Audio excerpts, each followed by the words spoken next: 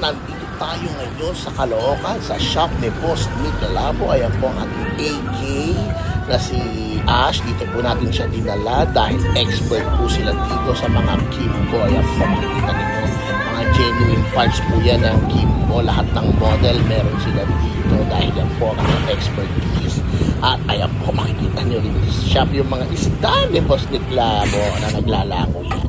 Siyempre, nagpa-cleaning tayo ng CVT at dito natin siya dinala dahil expert nila yan dito. At may mga tools sila ng mga pantanggal sa mga ganyan. Siyempre, may CVT sprayer din. Yan, maganda po yan para sa mga nagpalit na rin tayo ng brake pad para mag-save tayo sa daan. At siyempre, nag-change oil na rin tayo.